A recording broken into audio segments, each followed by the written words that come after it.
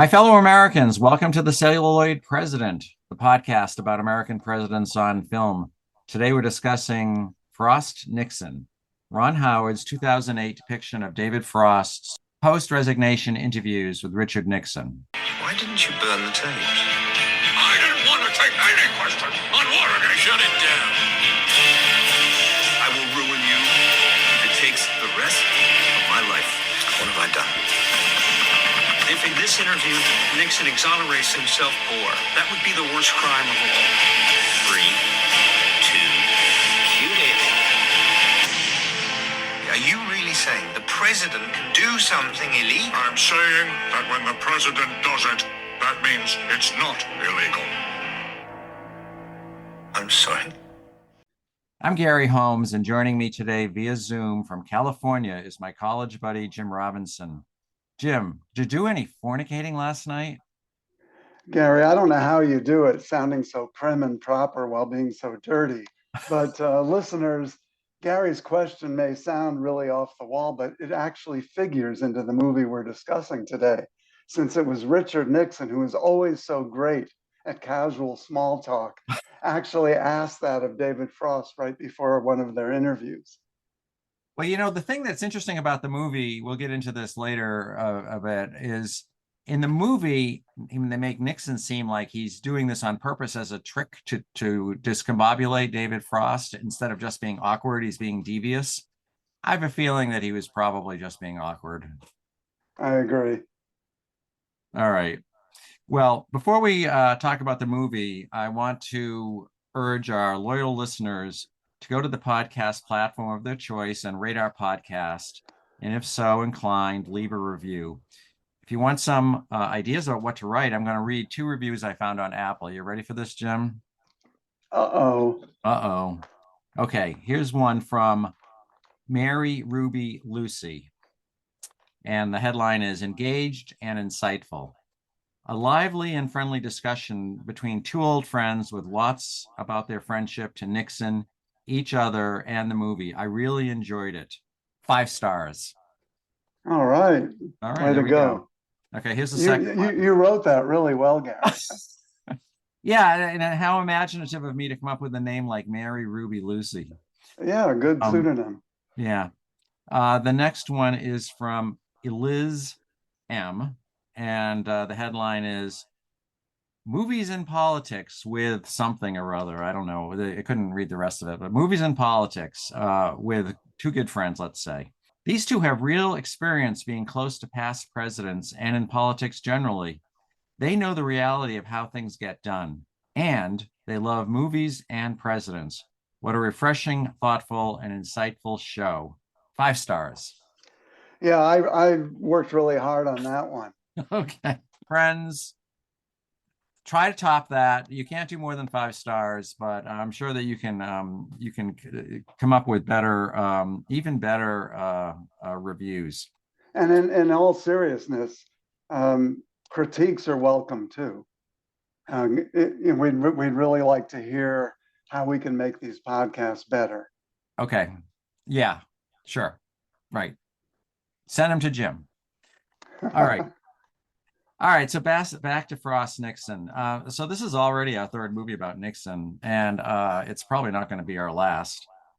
Popular culture just can't leave this guy alone, right? He was on the cover of Time magazine more than any other single person in history, and to date, Hollywood hasn't found it necessary to produce a major theatrical release on Presidents Washington, Theodore Roosevelt, Eisenhower, or Reagan. But somehow they managed to do over 6 movies about Nixon. Well, why do you think this is? Well, first of all, he was around for decades, but he was really a figure of the 1960s. And there is, generally speaking, more interest and focus in that decade than perhaps any other decade in American history.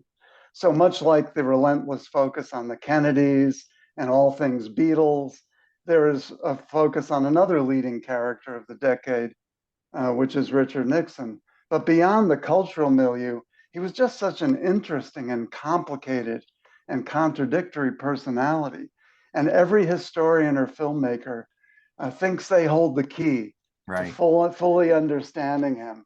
And they think they have the formula to sorting it all out, but they don't, so others have to try their shot.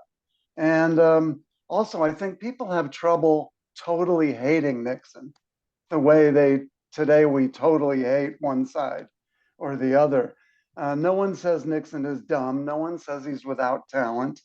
They know of his story of rising from being dirt poor to become president, and they know his story of rising from the ashes of defeat several times. And these are quintessentially American fables. So I think that's part of the reason. Yeah, I think you put your finger on it. I mean, he's just so complicated. And it's also amazing how he's come around. I literally had lunch with someone yesterday who was saying, that Nixon, like he really used to hate Nixon and now he's come to respect him. And it's like, okay, whatever. Who would have thought you would have said that 50 years ago? Well, I think that a couple of years ago, I took a community college history class as I was pursuing a foreign language degree. And we had a discussion. This was an online class. So we had a discussion, and almost everyone in the class was 18 to 25 years old, except for me. And part of the discussion was to evaluate different presidents. What did we think after doing the course reading and the textbook reading? And these young people really liked Nixon. They hated Reagan, but they liked Nixon. And the number one reason they liked him started the EPA. So that sort of shows you how, as time goes on and as values and priorities change, Nixon, who was not a conservative, looks better to people in this day and age than, say, subsequent more conservative presidents. And the kids also thought that the only reason Nixon got hung up on Watergate is because he's the one that got caught. Right. Okay. Well, our talking points have finally penetrated. It took 50 years, but they're here. Let's talk about the movie itself. And Jim, this is your turn to give us a summary. So what you got? Sure. Well, Nixon resigned the presidency in disgrace in 1974, and he was quickly pardoned for any crimes he may have committed. And due to illness, he was excused from having to testify in the Watergate trial of his top aides. He had yet to publish his memoirs, which were to contain his own version of how Watergate came about. So British TV personality and interviewer David Frost, who always had an eye for the big play and the big event, he set out to be the first to extensively interview the fallen president on Watergate.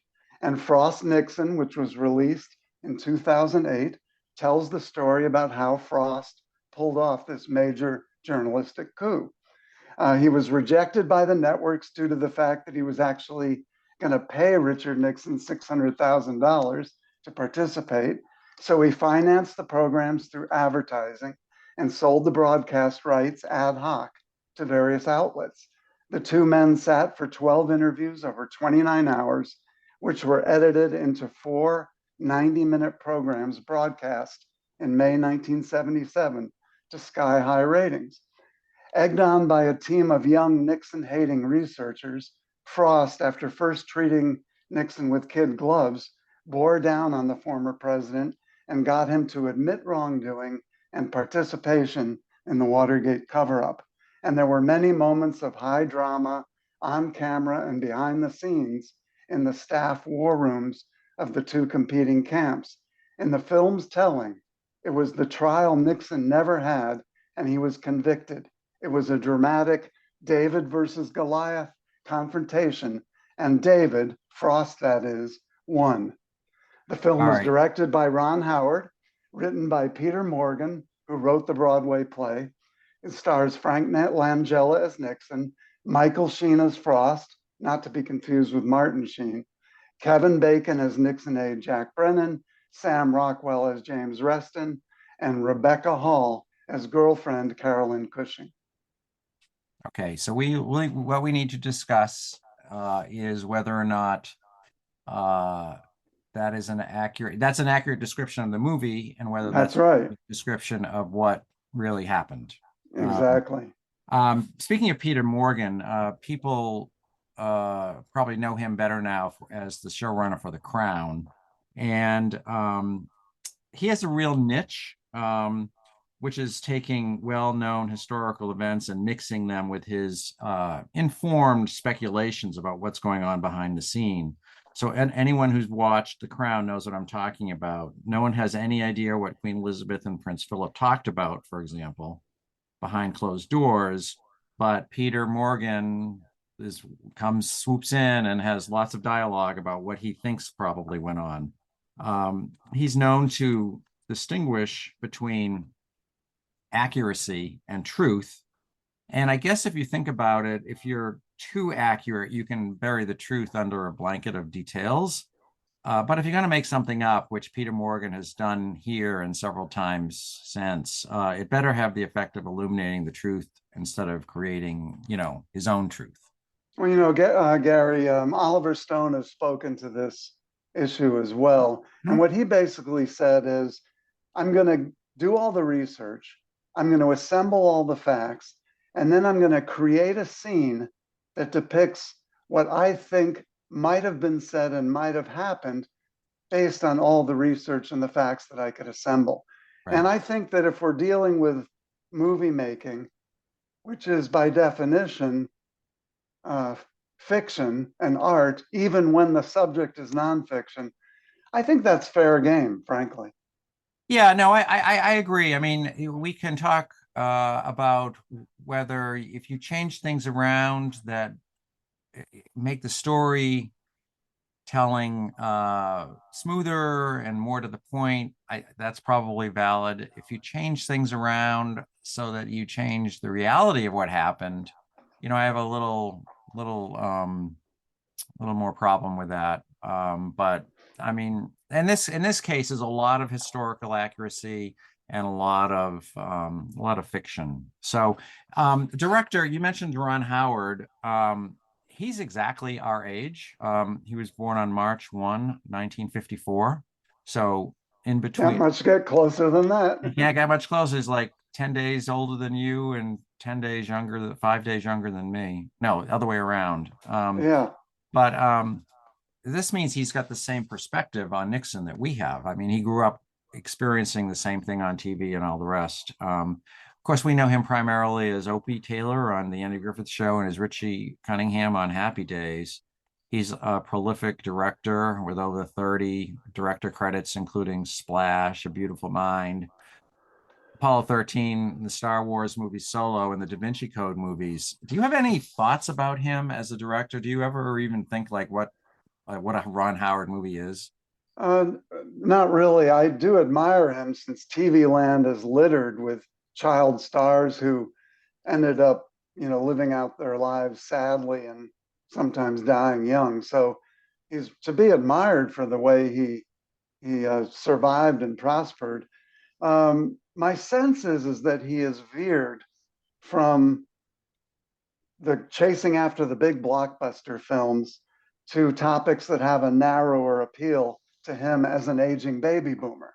Yeah. So, for example, he did this film, and then in much the same style, he did 8 Days a Week in 2016, which featured remastered and never seen before footage of the Beatles on their tour of America.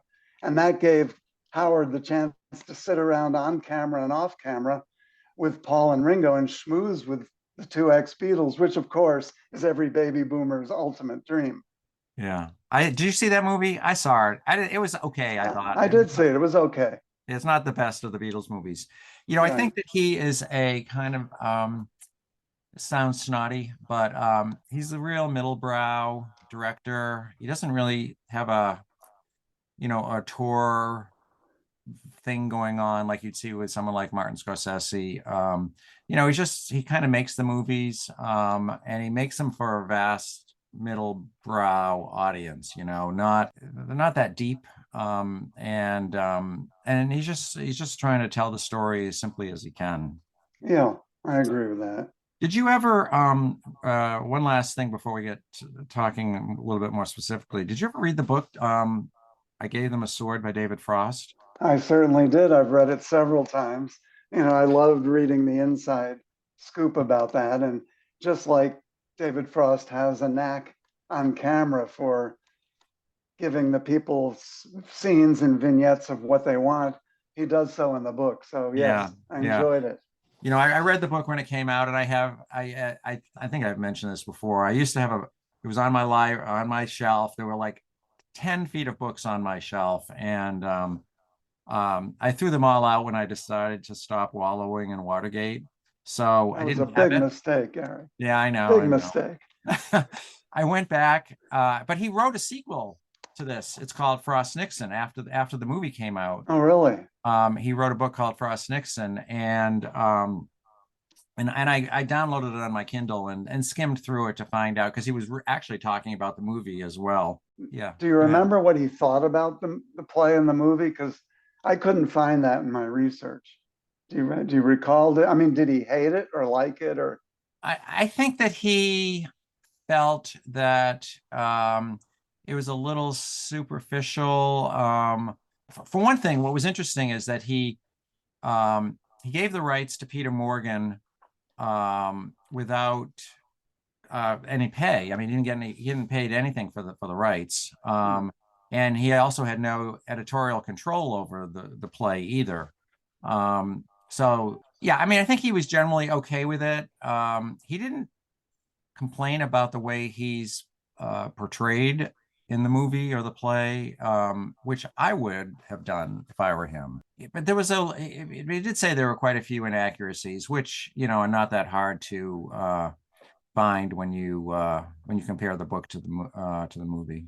But my sense of David Frost is that he certainly wouldn't have minded the attention focused on the fact that he did these interviews, Right. and to elevate it, so to speak, into a pivotal event in history, which we will parse a little bit later.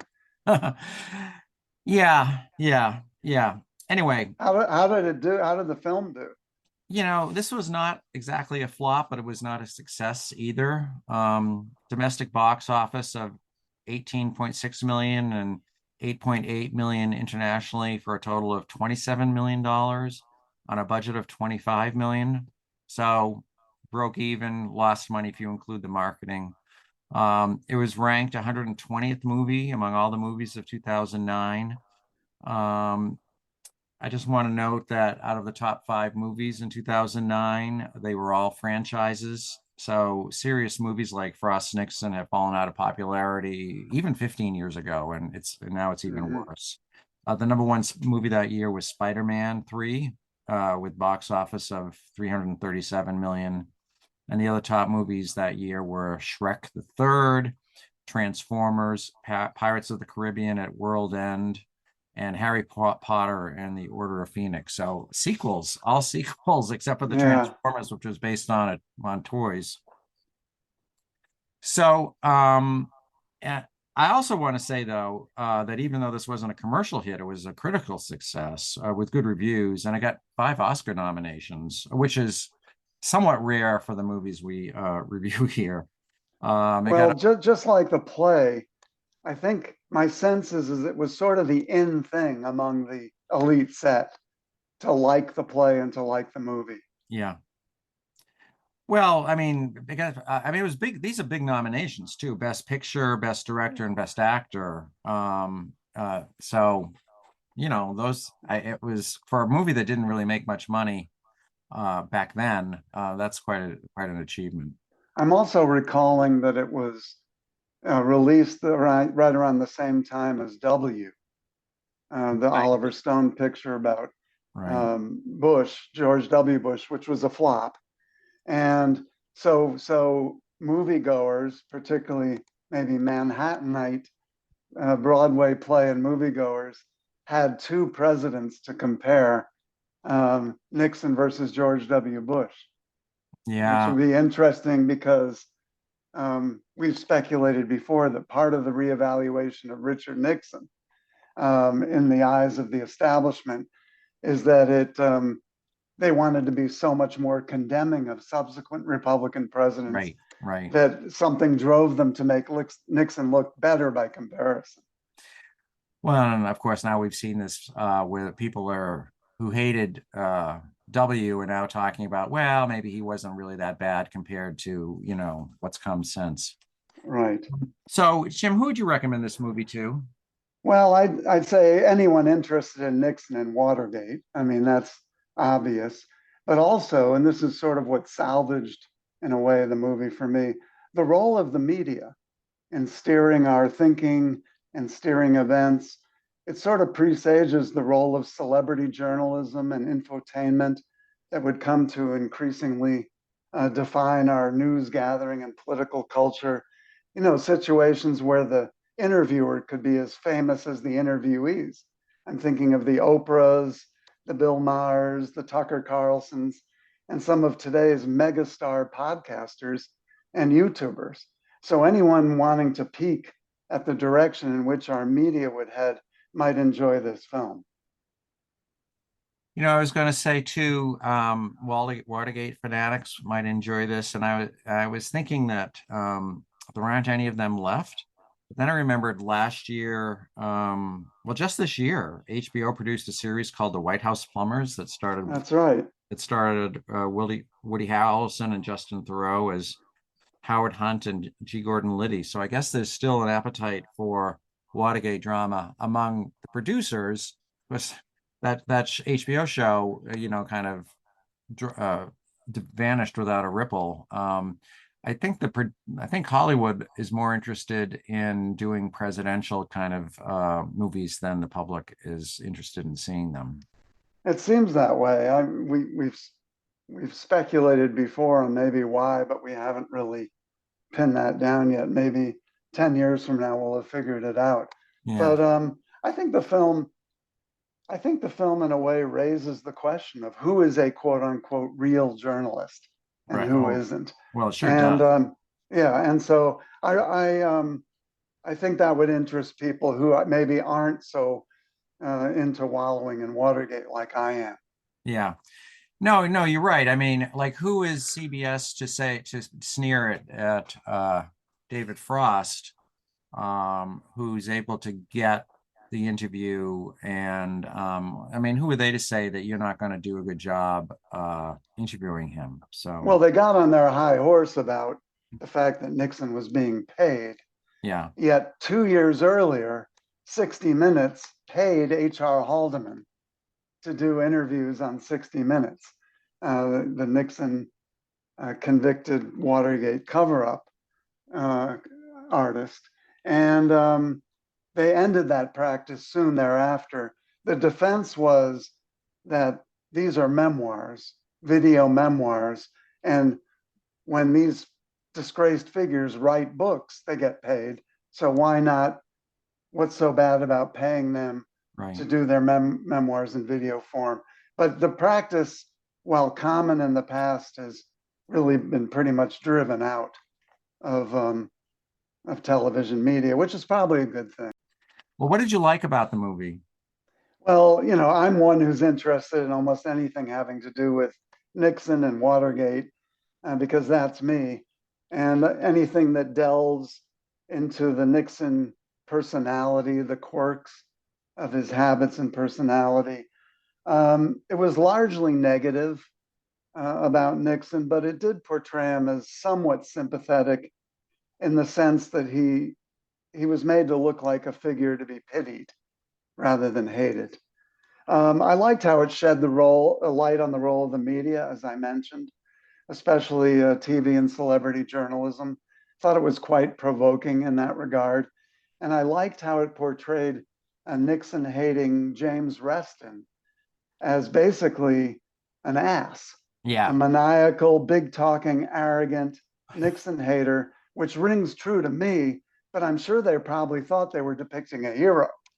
I like some of the acting, which we'll get into, but probably most of all, I like the audacity that a Broadway play and an Oscar nominated film were even made out of such a thin gruel.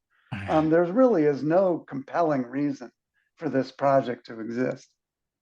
right. Right. It's so, I was going to say, this is what I didn't like, is that they treated it like a gladiatorial contest or the Nuremberg trials or something.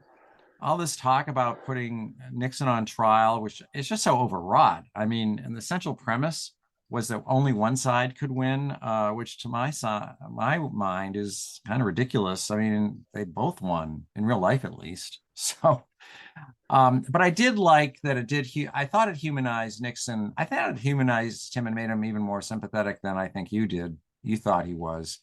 Um, you kind of understood what's driving him, and David Frost in particular was seemed. I think we were supposed to feel sympathy for. We were supposed to believe that David Frost had sympathy for Nixon. And even if James Reston didn't, and I agree with you. I mean, James Reston comes across as, I was going to say, an asshole. I mean, he's just terrible. Oops. And But do you think the filmmakers realize that? I don't think so. It's hard to tell with Hollywood liberals.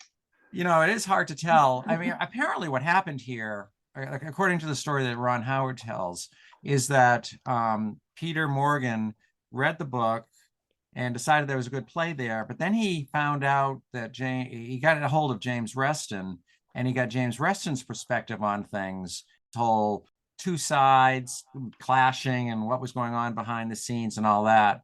So that and you'll see that, you notice that Reston has several supposed interviews. He's being interviewed later with his perspective on things in a way that some of the other characters were not. Right. Well, you got to what I didn't like about the movie, which was I didn't like at all the device of cutting away from dramatic acted out scenes to intersperse interviews of the actors who then told us what to think. Yeah. I think it was big time cheating. I think you either tell the story through dramatization or you do a straightforward documentary. It's like they didn't trust the scripting to make the points they wanted to make. So they interviewed actors to tell us what the points were. And I really found that to be a weak, almost a fatal flaw in the movie. I know it's been done before. Remember The Office, the TV series The Office? Yeah. They would break away sometimes to have breaking the fourth wall kind of commentary by some of the actor participants. And I didn't like it there either. I think it's cheating. It's cheating. Oh, and I then love of course Office is actually is my favorite television show, and I stopped watching it. Yeah, okay. Well, anyway, I see your point. I'm not sure I fully agree. I mean, it's lazy, I would say. It's not, I don't want to say it's cheating as much as it's lazy. And it's like the theme is right out there. Television can do what print journalism couldn't, and Right. bingo, there's where we are. I think the only justification I would agree to on it is, Ron Howard didn't want to presume a lot of knowledge by an audience in 2008. Yeah. So he did throw in a lot of these cutaway interviews. He threw in snippets of some real tapes and real news broadcasts to sort of bring the audience up to speed, if you will, on what the history behind the Frost-Nixon interviews were. So I can understand that. I just didn't like it. The other thing I didn't like, you pointed to it already, was this vastly overstated narrative that this was a big trial, that Nixon, Frost won and Nixon lost, and then especially that Nixon never recovered from it. Well, which yeah. boy, he sure as hell did recover. Well, 5 presidents went to his funeral. Yeah. Well, what do you think the movie's trying to accomplish? I think that that Nixon did all this bad stuff and had never been held accountable for it. And from the get-go, they portray a lot of the wrongdoing. He even spied on Kennedy. A lot of the stuff that they pointed to in the opening vignettes and newsreel footage wasn't even about Watergate. They just wanted to portray him as this a scandal-ridden presidency, and that they wanted to suggest that the Frost-Nixon interviews were the trial that Nixon never had, and that he was convicted, and with the ironic twist that it was not a seasoned New York Times journalist who accomplished this, or a Woodward and Bernstein, but a glib, sometimes frivolous presenter like David Frost. So I think that was the basic intent. Yeah, and I think too, this what we have here is one mainstream media platform, which is the Hollywood movie, celebrating another mainstream media platform, which is television. I mean, as we've mentioned, Richard Reston says over and over that only TV could have brought Nixon to justice. The close-up of Nixon squirming when he's answering questions about Watergate supposedly revealed the truth about him.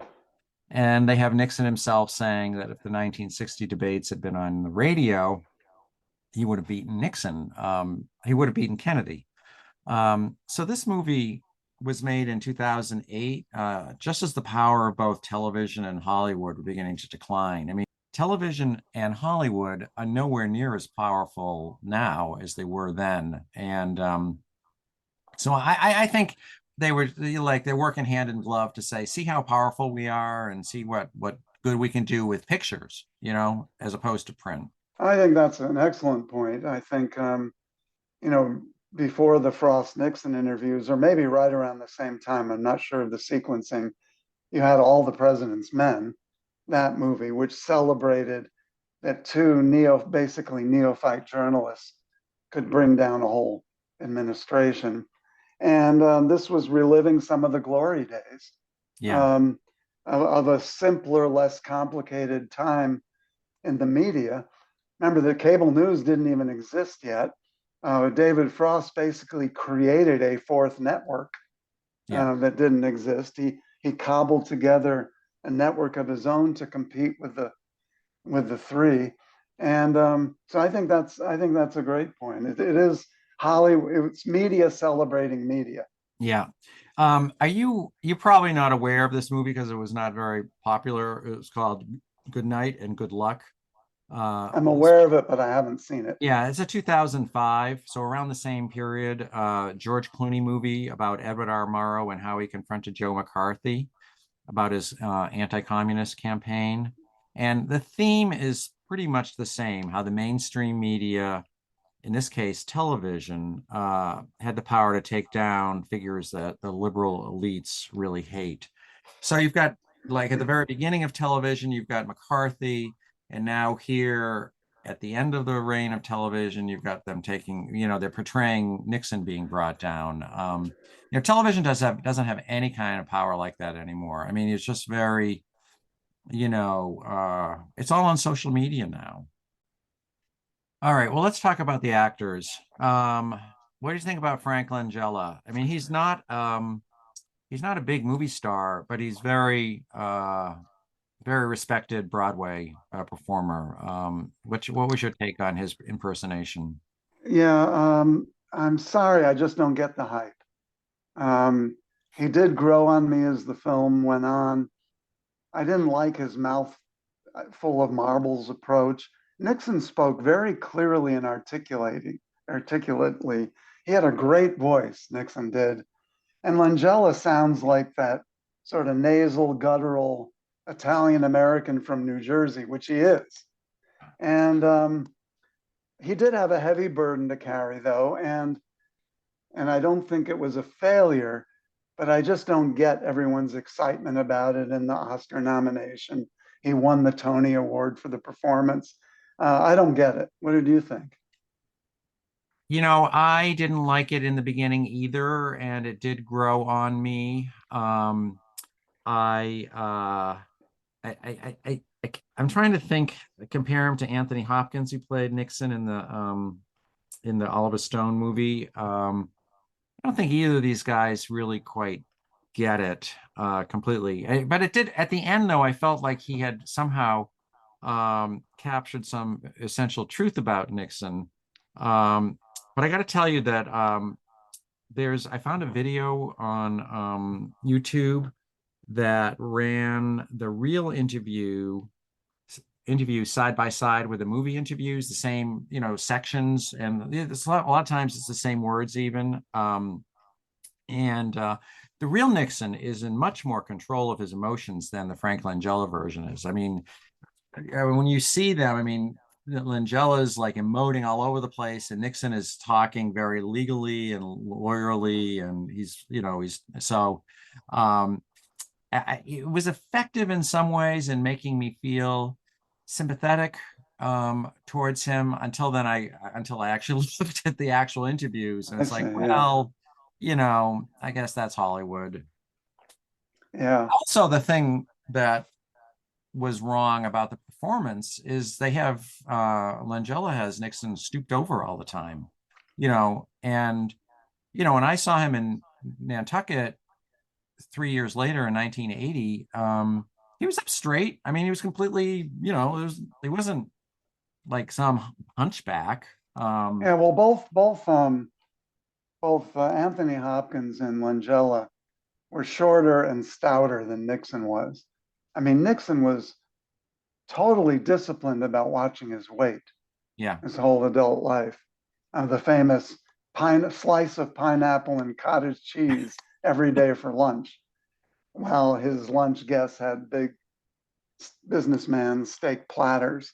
yeah, And so yeah, I agree with that. And Nixon was taller in real life than a lot of people assumed.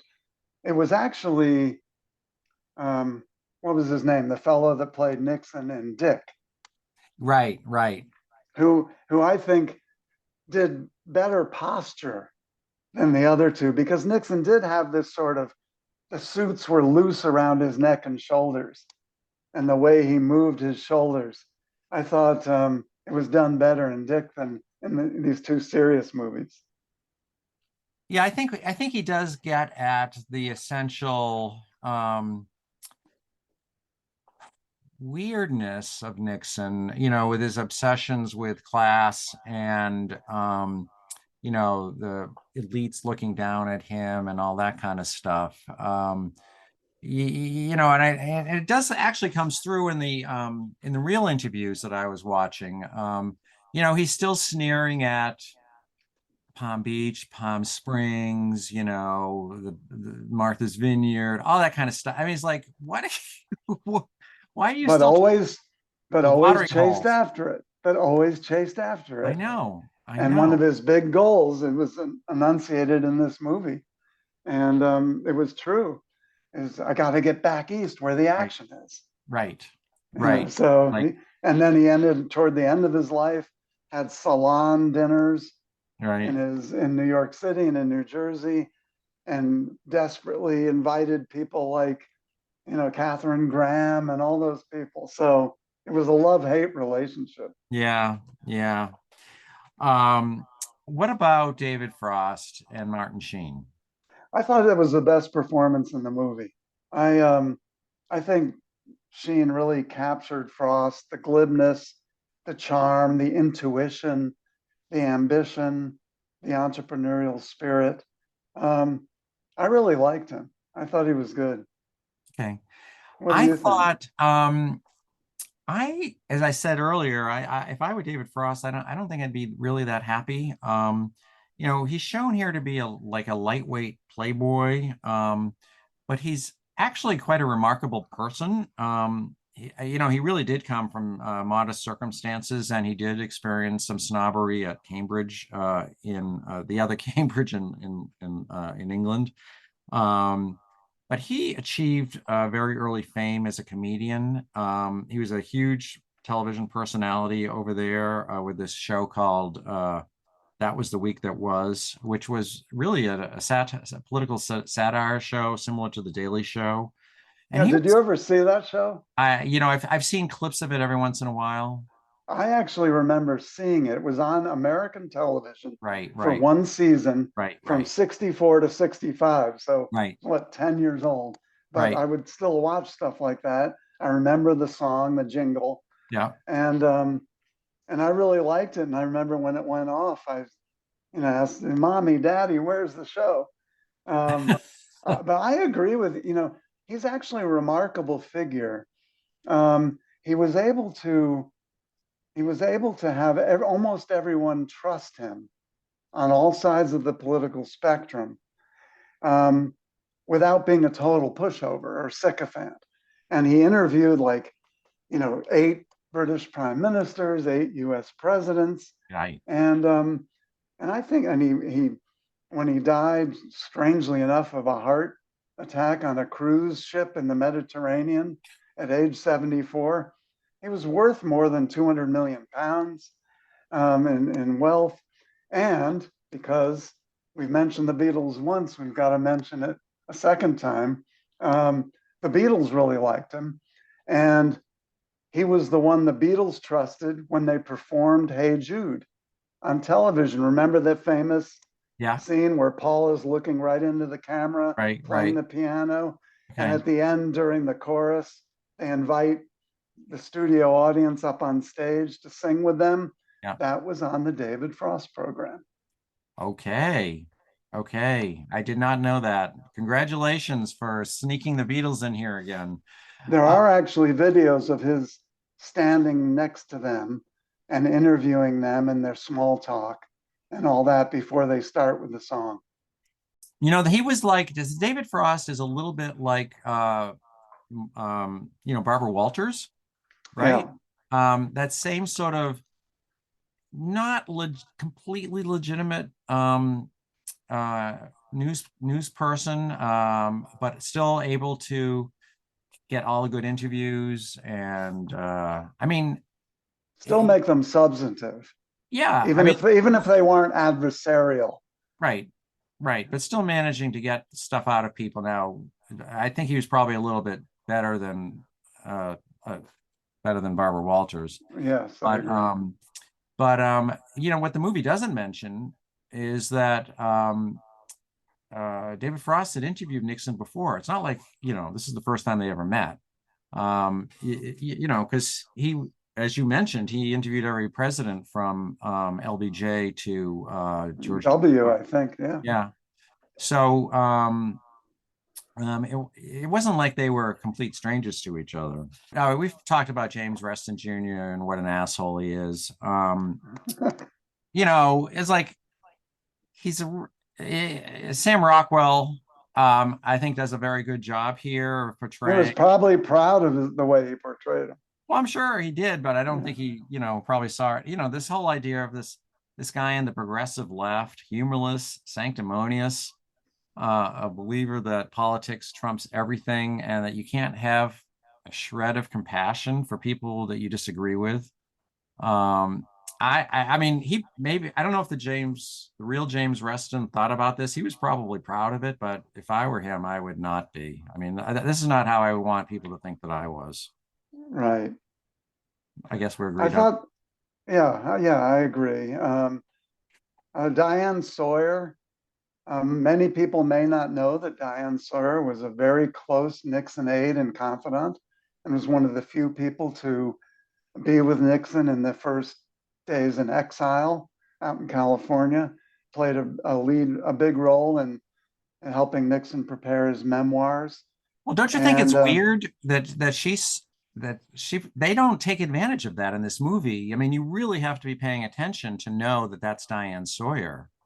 Right, and the movie could have used a few more women, bigger women's roles, Well, she's the and most they could famous have done it. person. Yeah, She's even more famous than David Frost, I would say. And um, they just like she's there and they don't even mention her. I mean, she did look the part, though. She yeah. did look the part. I thought she did that well. And Jack Brennan, played by Kevin Bacon. I thought Kevin Bacon did a good job. Brennan was a decorated Vietnam War hero, tough, macho military guy who became a Nixon right hand.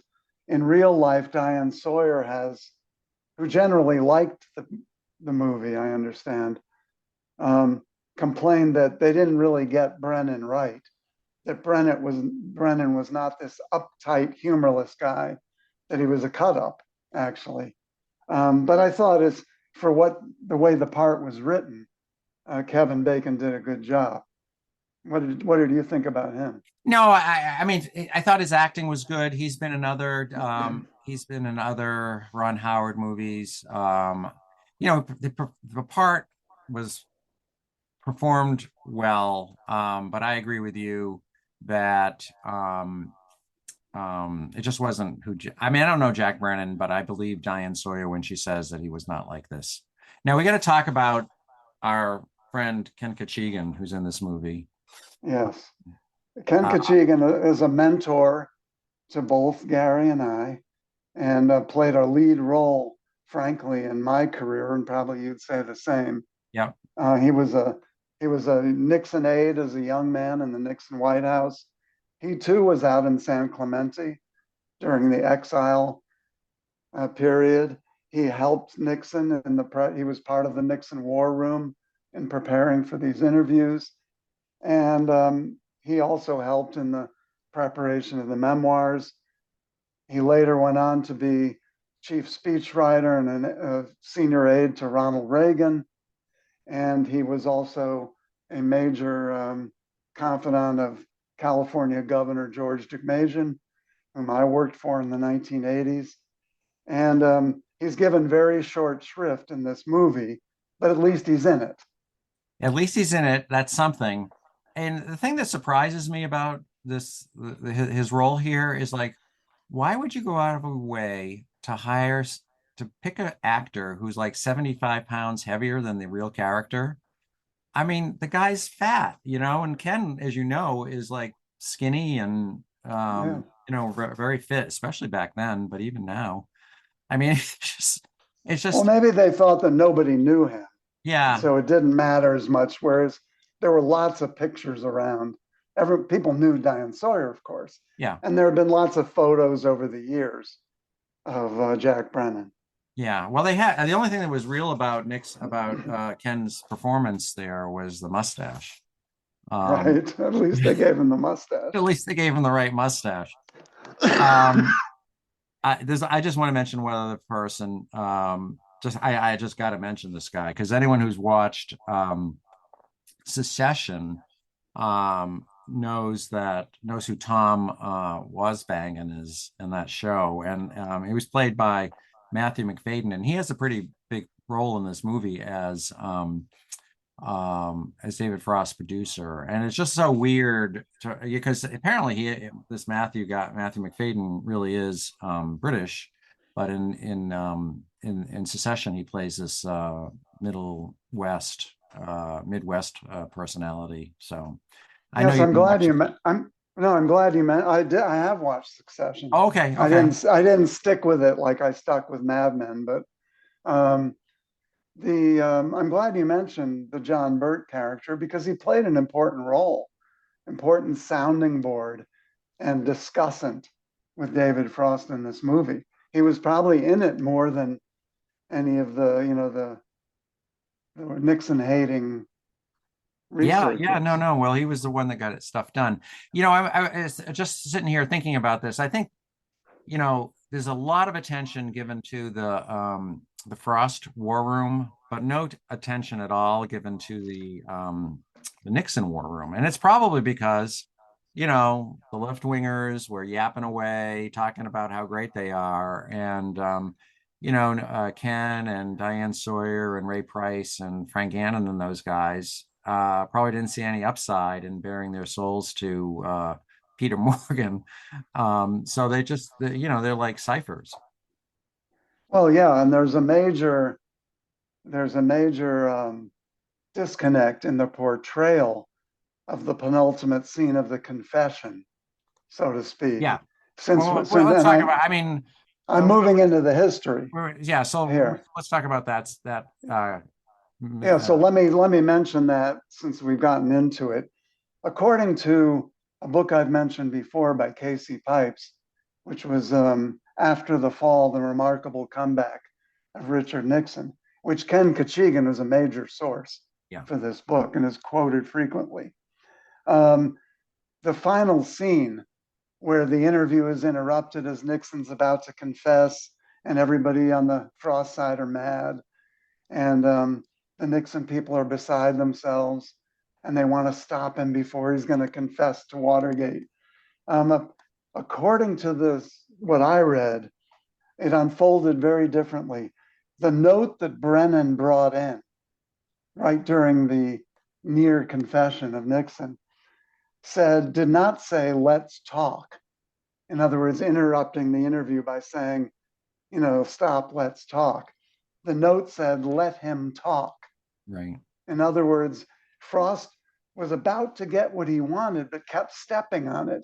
And if you look even in this movie, Frost was even starting to let Nixon off the hook, was saying, even if it wasn't illegal, Mr. President, don't you, so he was starting to give way. And according to Ken, and we'll have to wait and see for Ken's memoir. According to Ken, the Nixon staff wanted Nixon to keep talking and sort of do a catharsis and come clean.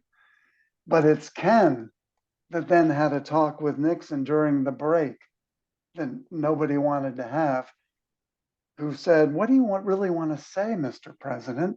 And he said, I want to say that I made mistakes and that I'm responsible for those mistakes, but I'm never going to grovel, never.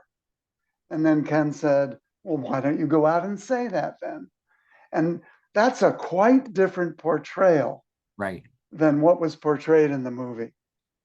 well, in the movie, what happens is that Nixon's starting to break, and Jack Brennan doesn't pass him a note. Actually, he comes rushing in. It's like, hold it, hold it, hold it, and he's right. like, I mean, and so it's exactly the opposite of what happened in real life. And that story, David Frost tells that same story in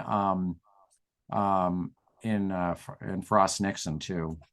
Well, let's, talking about this confession and this conviction that figures so large in the movie's conclusion and what they claim in their postscripts that they accomplished. What I saw Nixon doing when he supposedly confessed was doing what he's always been so good at, parsing words, talking around subjects. And in those interviews and until the end of his life, he never truly veered from the idea that he made mistakes of the heart, not the head, that he was morally wrong, but not legally wrong, that he walked up to the edge of the law, but didn't cross over it, that he viewed Watergate as a political problem. And so, of course, he wanted to contain it, but that was PR, not, trying to start a criminal enterprise of a cover-up.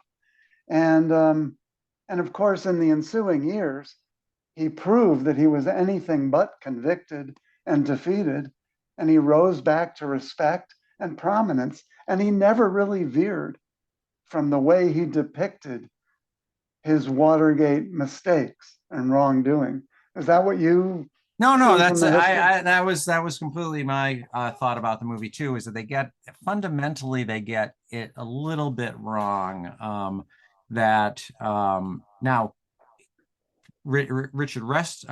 James Reston makes the point that it doesn't matter what he said. It was the images himself of him looking contrite and looking emotional, and on the verge of tears, although not actually crying. I mean, he was implicitly guilty. I mean, even though he wasn't admitting to legal guilt, he was admitting to, moral guilt.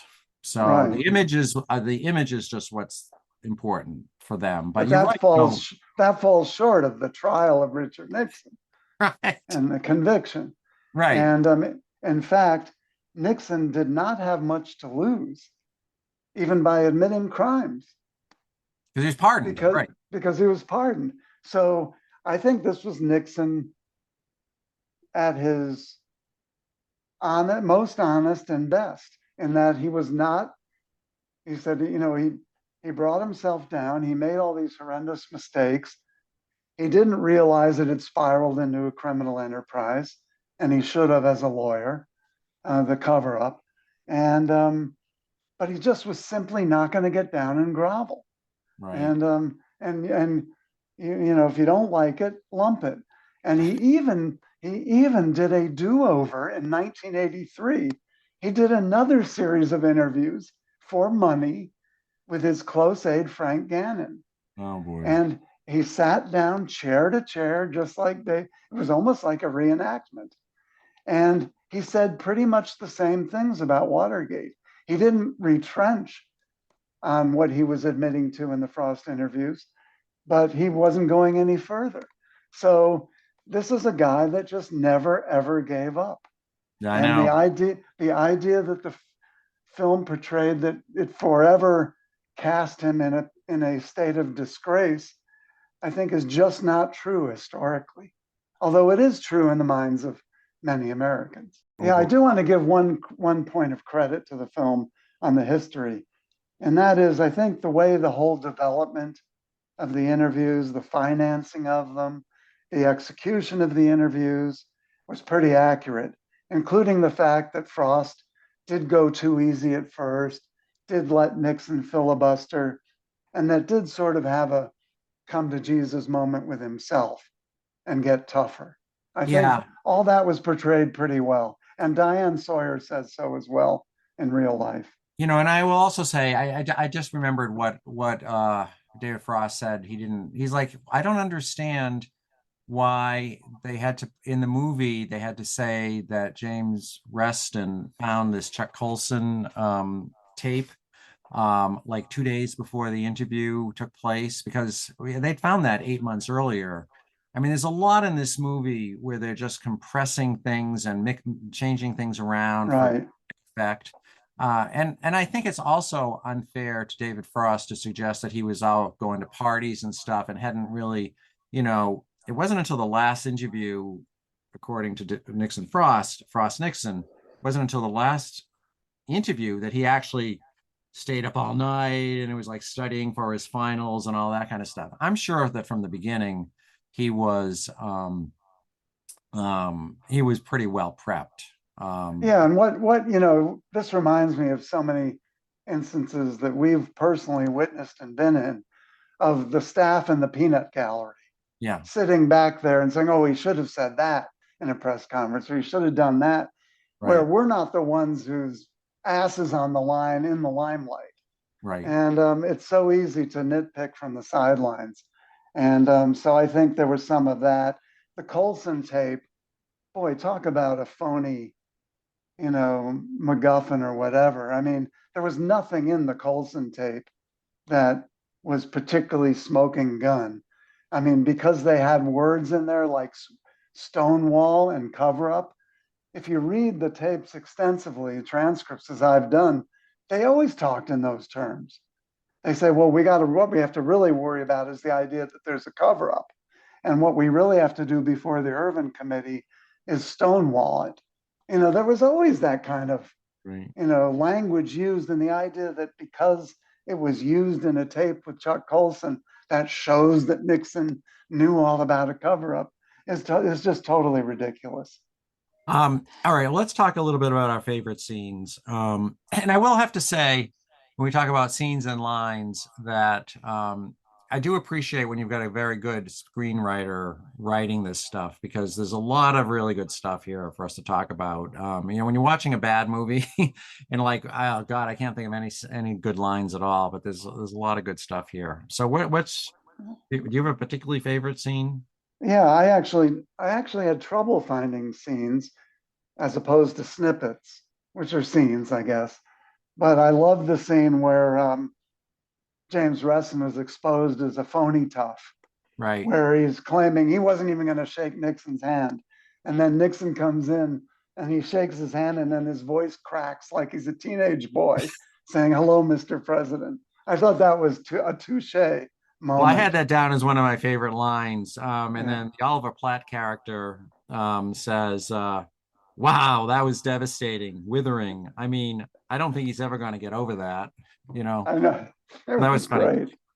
I have to say that my favorite scene, even though it was completely fabricated and totally phony, was and this is the same thing that happened in when we did the Winston Churchill movie. My favorite scene in that movie was completely bogus and made up and completely unrealistic. Was the drunken call from Nixon Yes. Which to Ron David Howard Frost? admitted never happened. Yeah, no, it's like ridiculous. But he's pouring his heart out to Frost about his social insecurities, and I actually it worked for me. It did make me feel like what it must be like to be inside Nixon's head, to be always worried about the pay, about how people are looking down on him. Right. And the thing But about always with a strategy behind it. yeah, yeah, Always yeah, with a yeah. strategy Right. Because the strategy is to bond with Frost. we're the same, you know. Yeah. You were looked down on just like I was. But I will say, I probably didn't really work for David Frost because even though he was, um, almost as poor as Nixon and was in a much snottier world than America, um, he rose fast. I mean, he was popular. He goes to all the parties, he's respected as this, that, and the other thing. I mean, and it just goes to show you that it isn't really class that was Nixon's problems. It was his introversion. It was his personality. I mean, because Frost and Nixon probably started at the same point, but because Frost was extroverted and fun and he didn't have any problem rising to the heights in English society and being accepted. So, Right. Yeah. I like the scene where Nixon and his agent Swifty Lazar were dueling over the check that David oh yeah, Frost was writing, the down payment, and they were arguing over who the check should be written out to, Richard M. Nixon or Swifty Lazar. And I thought that was hilarious. Nixon was in dire financial straits yeah. during this period. He had back taxes to pay. He had huge legal bills that he had to pay. He had medical bills. He had lost his health insurance, Yeah. And which was also very subtle, pointing out of the fact that this was not a man who a lot of people see as corrupt, who really enriched himself in public life. He made money afterward, and he made money during his out of office years in the early 60s.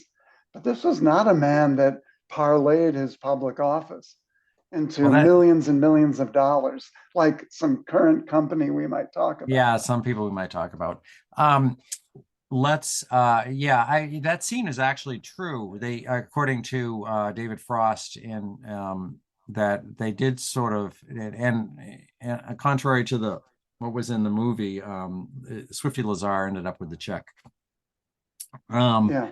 the scene that I thought was for me the funniest scene was when the Frost team is rehearsing the Q&A, and the Oliver Platt character is playing Nixon, and they're joking about all the self-pitying things that Nixon always used to say. And in particular, there was this line where he says, um, Kennedy, he's complaining about Kennedy get all the breaks. He screwed everything that moved. He even had to go at checkers once, and that poor little bitch has never been the same. Oh my God. I thought another scene that worked for me, again, phony as anything. The final interview when Nixon walks out, after the final interview, when Nixon walks out and touches the dachshund on his head and pulls his ears and is touching him. And, then you've got Frost looking out the window at Nixon touching the dog. It's like, oh, isn't that sweet? And isn't it sad that Nixon's been reduced to, getting little sympathy from a dog? So Yeah, I thought that was I like that scene too, and I thought it actually undercut the closing theme of the movie that Nixon was a broken, defeated man, yeah, because right after he was supposedly so overwrought and defeated, he went out and waved and smiled to the crowd and patted a dog, he's still a politician, still standing. Right, right. Um, the another line that I thought was funny. Oh, we're into lines now? Well, all right, all right. Okay, go Yeah, ahead. hold No, on. go ahead. Let me see if I got anything else here. No, I think I've mentioned the lines and the scenes are kind of intermingled here. Right. So yeah, let's go into lines. Well, once again, just like the Churchill movie and the Nixon Oliver Stone movie, it's the old man himself that comes up with the best lines. Right, And the best line to me is, I gave him a sword, right, and they stuck it in and they twisted it with relish. But the line doesn't end there. If the line ended there, it would be Nixon is the victim, right, and Nixon is to be felt sorry for because he made these terrible mistakes, but he had these awful, awful adversaries that were going to take advantage of those mistakes and kill him. Because the last line is so quintessentially Nixon. I guess if I were in their position, I'd have done the same thing. So that totally takes away this idea that Nixon was the poor, pitiful victim. It's like, this is the game that we're in. And I gave them the sword and they took advantage of it. And damn it, I wish they had given me a sword so I could have done it.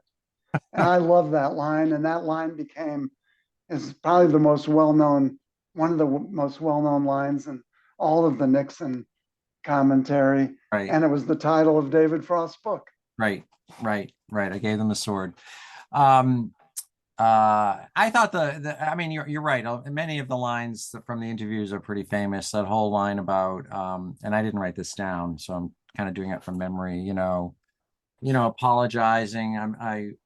I'm sorry that people, kids aren't going into politics, and I made mistakes, and I regret that. And that whole apology part, I thought was actually quite powerful. Yeah, I did too. I liked the line earlier on. It wasn't that key, but when Frost's producer was saying, David, why in the world do you want to do this? I mean, you got a big show in the UK, you got a show in Australia. And Frost said, success in America is unlike success anywhere else. And Right. I think this was a hang up that particularly the Brits had. And to mention the Beatles for the third time, this was a big hang up for British pop stars Yeah. because a number of them were hugely, wildly successful in Europe and the UK, but then crashed in America. And it's why the Beatles said, we are just not going to America until we have a number one song. And they didn't. Another line that I thought the whole thing was funny when Jack Brennan was talking about Frost's Italian loafers, and he says, "I think a man's shoe should have laces. I find those shoes very effeminate." Yeah, I had that down too. That was funny. And completely, this whole thing with the shoes is completely ridiculous because we both know that Nixon used to wear loafers, which don't have laces. He used to wear loafers when he was walking on the beach. So, Right. Yeah, when he wanted to get really casual. when he wanted to get really casual, yeah. Got any other lines? I like the line in the drunken phone call that said, the limelight can only shine on one of us. The other one will be in the wilderness with no one for company. And that's the kind of, you know, dog eat dog world that they portrayed Nixon as inhabiting, which I think is sort of echoes today, because that's the world we live in today in terms of politics. That's a good And line. it's sad. It's It's sad. a good, yeah, it's a good line. Although, as we talked about, it's not really relevant to this case because they both succeeded with what they were trying to accomplish. I mean, Nixon got humanized, and David Frost got the ratings and the respect. So, What Nixon hated most of all was being in exile and not counting anymore. right. He wanted to be in the arena, as he always said. Even if he was being beaten up in the arena, that's where he wanted to be. He wanted people to be focused on him. Well, exactly. I mean, a part of the movie of the part of the interview that doesn't get shown here is when Nixon is saying playing golf, I mean, going out hunting, all this stuff, going to parties. That's not life, you know. You got to be making a difference. You got to be a big shot. Well, he's basically, you know, like he's an egomaniac in a way. You know, you got to make a difference. You know, you got to be the person that's got a purpose in life. And even if you fail, that's the important thing, that you to do the fight. And, you know, it's like, Right. and so we're both retired and we're doing a podcast. Yeah. Nixon's out there, just, Writing books. doing whatever. So I actually like I would like to go hunting, and if I knew how to play golf, I would enjoy playing golf, I think. We've talked about this movie for a while now. Do you think it has any relevance or comparison to today's politics or to today's society? Well, I think it sort of shows the melodramatic confessional mode in American culture where you bear everything in camera close-ups, whether it's real confession or just another contrivance. I think this method of communication is very big today, especially in social media, where you bare your soul and you seek redemption. I think it's very pop culture. So I think there's a tangent there. Also, the rancor and the choosing up of sides, Right. which, I think we actually need more people like David Frost today, and fewer of the people who are total propagandists for one side or the other, and who, you either love somebody or you hate somebody in politics or in Hollywood or in media. And so I think to the extent that it evokes today, it evokes um, it evokes things in a sad way. And I do think it sort of shows the rise of personality journalism, the fall of traditional journalism. No one trusts mainstream journalism anymore, and frankly, for some very good reasons. And so I think this sort of shows where journalism is going to be headed today. Yeah, and the other, I have a slightly narrower thing that I think is relevant. Because of wokeness, and social media, a lot of political figures and celebrities are finding themselves in trouble for saying the wrong thing. And there's this whole cottage industry about the right way to apologize. I mean, you see story after story about this Right. is a good apology, this is not a good apology. And I think the way Nixon handled the apology in here is relevant to that question. He showed the right amount of emotion while still avoiding conceding any legal liability. So I think it was a good strategic apology, and people could take a lesson from it. Yeah, I think that's a good point. All right. So could this movie be made today? As long as there is a baby boomer with money and with Hollywood clout left alive, yes. But otherwise, I don't see the modern crop of young filmmakers going for it. At least not in a theatrical release. Maybe a streaming service movie. Yeah, no, I mean, I don't think you would ever. I think it would be hard to make this movie. I mean, the premise of this question is not really could this movie be get made given the state of the movie industry, because Netflix, Amazon, Hulu can always fund something like this. The question is really whether cultural norms have shifted enough to make a movie that's somewhat sympathetic to Nixon acceptable. Um, I would say yes, especially because a lot of the hate that was directed at Nixon is now focused on Trump. But um, but I'm not sure. I mean, 50 years is a long time. I mean, I think when the last baby boomer dies is when the last Nixon movie will get made. Well, as I said, I think earlier, I even struggle, even myself, as much as I like Nixon subjects and Watergate, I still struggle with the idea that this should even exist, that someone should write a Broadway play about a television interview of a former president, and that should be parlayed into a movie. I even struggle with that in terms of relevance and in terms of the question, really? Why?